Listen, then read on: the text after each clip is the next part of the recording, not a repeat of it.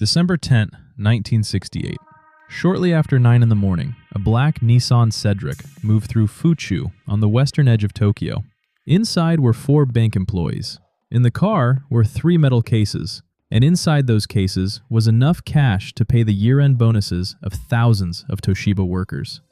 Near the walls of Fuchū prison, a motorcycle police officer appeared and signaled the driver to stop. Nothing about the interruption seemed impossible. The uniform looked official, so did the motorcycle, and the man behaved with the confidence of someone who expected to be obeyed. Then he delivered a warning the employees could not ignore. The bank manager's home, he said, had been attacked. Police had reason to believe explosives might also be attached to this car. The officer ordered the men out while he inspected beneath it. 4 days earlier, the bank had received a genuine, threatening letter. To the employees, this was not a strange story. It was confirmation. The officer lowered himself beneath the Cedric. Seconds later, smoke began to rise. A small flame appeared. The men moved away, expecting an explosion. Instead, the officer stood, climbed into the driver's seat, and drove off with the car, the cases, and nearly 300 million yen. The officer was not a police officer. The exact amount was 294,307,500 yen. About 817,000 US dollars at the fixed exchange rate of the time, and worth many millions in modern purchasing power. Headlines rounded it to 300 million. That simpler number gave the case its permanent name, the 300 million yen incident, one of Japan's most enduring unsolved crimes. Today, moving a factory payroll in an ordinary sedan feels dangerously exposed. But Japan was in the middle of extraordinary economic growth, and electronic salary payments were not yet universal. Large industrial bonuses still moved as physical cash. The money that morning belonged to Toshiba's Fuchū works, where employees were waiting to receive their year-end payments. The Cedric had left the Kokubunji branch of Nippon Trust Bank and was traveling toward the factory. The journey was short, local, and apparently routine. But the offender knew where the money would be, when it would move, and how to place himself in its path. Whether that knowledge came from surveillance or an inside source remains unknown. On December 6, 4 days before the theft, a threatening letter arrived for the bank's branch manager. It warned of an explosion unless money was delivered. Later accounts disagree over parts of the broader threat sequence, but the letter itself mattered. It prepared the bank to believe that an attack was possible, and gave the imposter a fear he could exploit. The warning also arrived in a country living through intense protest, bomb threats, and political violence. That atmosphere does not connect the thief to any extremist group. It explains something more important: why an urgent report about explosives sounded plausible.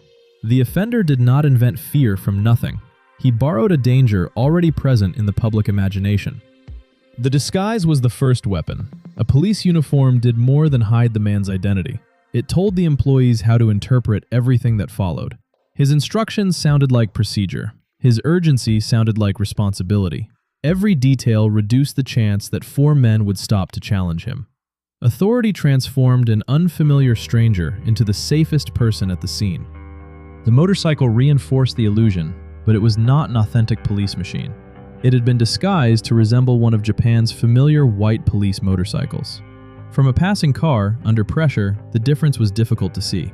After the thief left in the Cedric, that motorcycle remained behind, an enormous physical clue that still failed to identify its rider. The stopping point was beside Fuchū Prison, away from the images most foreign viewers associate with central Tokyo.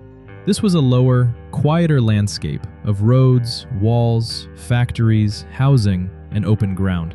The location offered the authority of a police setting without placing the thief inside a police station.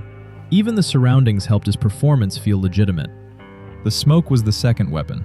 The imposter appeared to inspect the underside of the vehicle, then produced the sign everyone feared. Smoke rose. A flame flickered. The employees no longer had to decide whether the warning was credible. They could see what looked like proof. The device did not need to explode. It only needed to create distance. The 4 men moved away from the Cedric. Later retellings sometimes make their response sound gullible, but it was rational. A uniformed officer had connected the car to a real threat, inspected it, and apparently found danger. Remaining beside the vehicle would have seemed reckless. The theft succeeded because the employees did what responsible people were expected to do. Once the men were far enough away, the operation changed instantly. The imposter rose, entered the Cedric, and accelerated from the scene. No gun was fired, no one was struck. The employees had been persuaded to abandon the money, and by the time the deception became clear, the car was disappearing. The stolen Cedric was never meant to carry the thief to safety. It was too recognizable. The car was driven to a prepared transfer point and abandoned. Somewhere in that transition, the 3 cash cases moved into another vehicle. The public heist lasted minutes. The hidden escape had begun earlier. Detailed reconstructions describe a chain of stolen cars used for surveillance, staging, and escape. Some accounts assign a green Toyota Corolla to route watching and another vehicle to preparation. The exact sequence varies across later sources, so it should not be treated as a perfectly documented convoy. What is clear is that the offender planned beyond the roadside performance.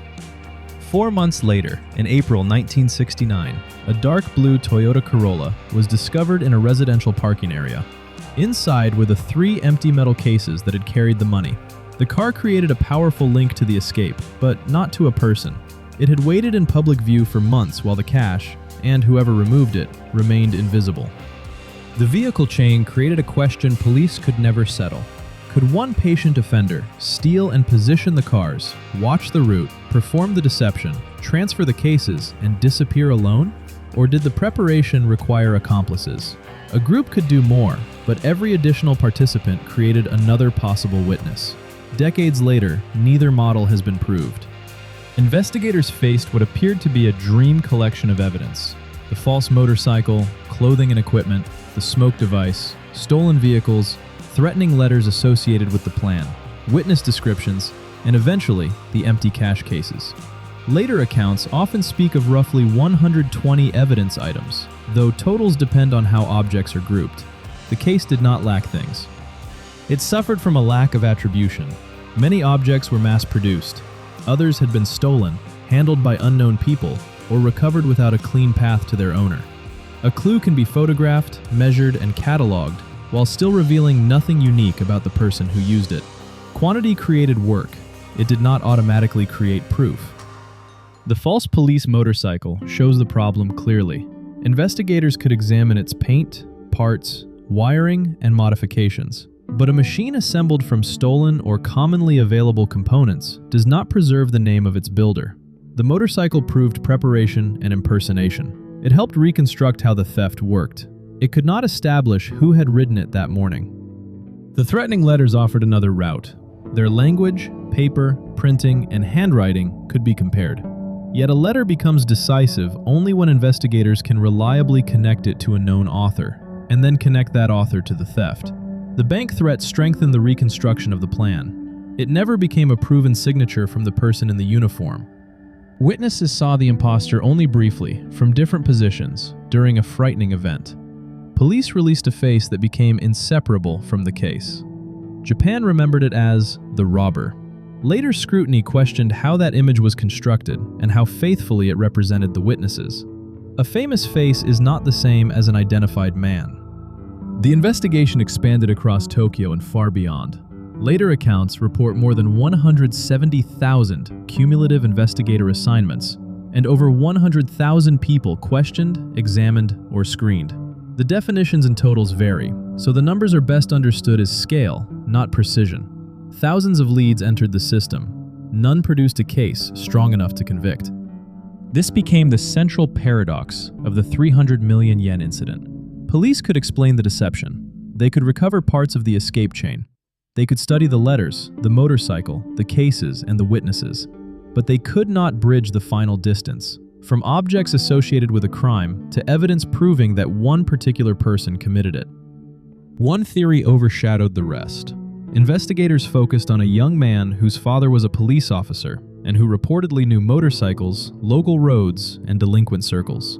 He died by suicide days after the theft. Popular retellings turned that timing into a confession. It was not. He was never proved to be the thief. The theory was powerful because it seemed to connect the uniform, the motorcycle, local knowledge, and a sudden death. But each connection depended on interpretation. Suspicion hardened into public memory, while the evidentiary gaps remained. The responsible conclusion is not that police solved the case privately. It is that investigators had a compelling profile they could not convert into proof. Another theory points to inside knowledge. The offender appears to have understood the delivery's timing, route, destination, and the value of the earlier threat. That suggests information. It does not tell us where the information came from. Careful surveillance could reproduce the knowledge of an employee. A leak is possible. An insider is possible. Neither has been established. A group might explain the preparation of several vehicles and movement of the cases. A lone offender better explains the silence that followed. No verified accomplice came forward. No confession produced recoverable money or evidence sufficient to resolve the case. The same facts support opposite stories, which is precisely why neither should be presented as the answer. The cash was never recovered, and no trace led police to the thief.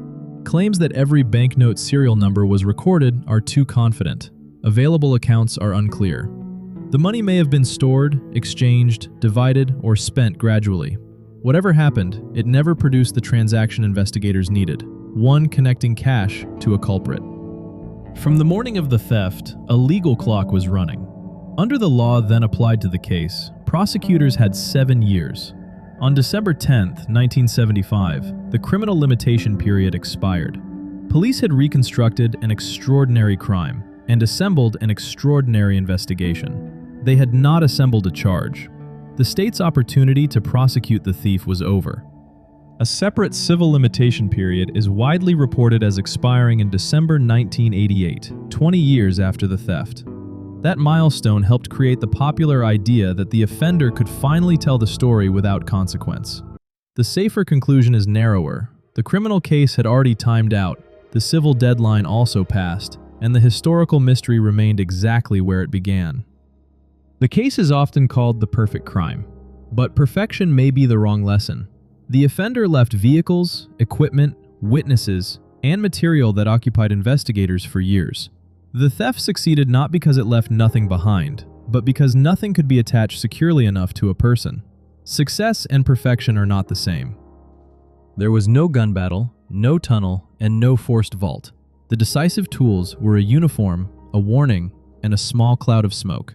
4 men stepped away because they trusted the authority standing before them. In those few moments, the thief did more than steal a payroll. He turned obedience itself into the mechanism of escape. The road in Fuchū returned to ordinary life. Toshiba's workers moved on. Investigators retired. The deadline passed, and the face in the newspapers became an artifact of another Japan. But one question survived every file, every suspect, and every theory. Who was the man beneath the helmet? More than half a century later, the answer is still missing.